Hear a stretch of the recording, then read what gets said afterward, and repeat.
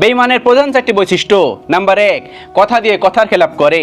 বেঈমানের প্রধান বৈশিষ্ট্য হচ্ছে সে আপনাকে কথা দিবে কিন্তু সেই কথা কখনোই রাখবে না, সেই কথা সে খেলাপ করবে। আপনার কোথাও যাওয়ার ইচ্ছা ছিল, তাকে আপনি বলেছেন, সে বলেছে হ্যাঁ যাব, তারপর দেখবে সেই মানুষটা দূরে চলে গেছে, সে মানুষ সাথে সাথে যাবে না। সেই মানুষ বারবার কথার খেলাপ করে। সেই মানুষ কোনো একটা কথা দিয়েছে যে আপনার বিপদের সময় আপনার পাশে দাঁড়াবে, সেই মানুষ কখনোই আপনার বিপদের দিনে পাশে দাঁড়াবে না। সেই মানুষের সবসময় কথা দিয়ে কথার খেলাপ করে, সবসময় প্রমিস করে প্রমিস ভঙ্গ করে। এটাই হচ্ছে বেঈমানের প্রধান বৈশিষ্ট্য। নাম্বার 2, সহজ সরল মানুষদের এরা জালে ফেলে দেয় এবং এদেরকে একদম পথে বসিয়ে দেয়। যে মানুষগুলো সহজ সরল সেই মানুষগুলো সবার কাছে ঠকে যায়, আর বেঈমান মানুষগুলো খুঁজে খুঁজে এদেরকেই পায়, এদেরকেই খুঁজে খুঁজে বের করে, খুঁজে খুঁজে বের করে এদেরকেই বিভিন্ন ধরনের জালে ফাঁসিয়ে দেয়।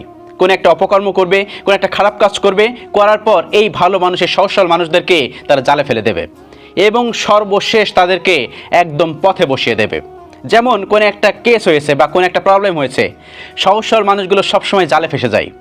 আর এই জালটা এমন জাল যেখানে বেঈমানরা এবং কোটিপতিরা এই জাল ছিঁড়ে বেরিয়ে আসে এবং গরিব মানুষ এই জালের ফাটে আটকে যায়, একদম মাকড়সার মতো। আর বেঈমান মানুষগুলো এমনই, সবসময় সহজ সরল মানুষদের টার্গেট করে। সহজ সরল মানুষদেরকে তারা কীভাবে ভোগান্তিতে ফেলবে সবসময় তারাই চেষ্টা করে। এই জন্য বেঈমান মানুষগুলো থেকে সবসময় দূরে থাকবেন। বেঈমান মানুষগুলো চাই আপনি যেন কখনোই উপরে উঠতে না পারেন, সবসময় আপনাকে জালে ফেলবে এবং সবসময় আপনাকে পথে বসানোর চেষ্টা করে। আপনার অনেক কিছু আছে না, আজকে দেখবেন আপনি সহজ সরল, আপনার পিছনে অনেক মানুষজন লেগে যাবে। আর এই মানুষগুলো হচ্ছে বেঈমান মানুষ। এই মানুষগুলোকে কখনোই বিশ্বাস করবেন না। এই বেঈমান মানুষগুলো যদি কখনো খারাপ কাজ করে, কোনো একটা মানুষকে যদি পৃথিবী ছাড়াও করে, করার পর আপনার দোষ দিবে, পুলিশ এসে আপনাকে ধরবে। এটাই হচ্ছে এই বেঈমান মানুষদের লক্ষণ।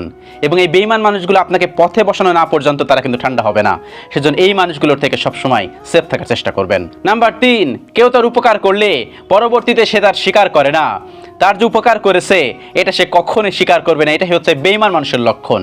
আর সে একটা বিপদে পড়েছে, আপনি কোনো উপকার করেন, দেখেন যদি সেই মানুষটা সে স্বীকার না করে বা সেই মানুষ না বলে, তাহলে বুঝে নেবেন সেই মানুষ হচ্ছে বেঈমান মানুষ।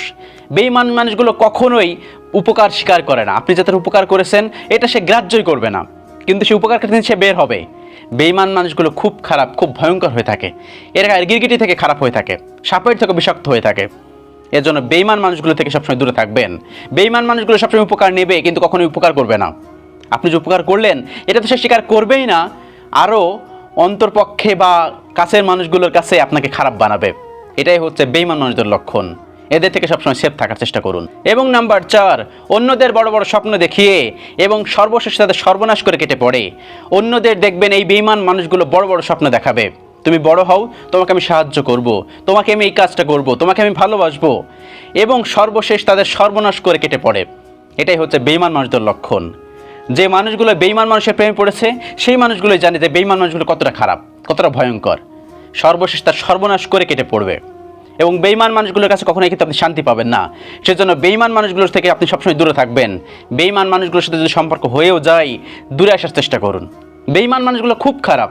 এই বেঈমান মানুষগুলো আপনাকে বড় বড় স্বপ্ন দেখাবে, অনেক বড় বড় অট্টালিকার স্বপ্ন দেখাবে আপনার, এবং সর্বশেষ আপনার সর্বনাশ করে এসে চলে আসবে।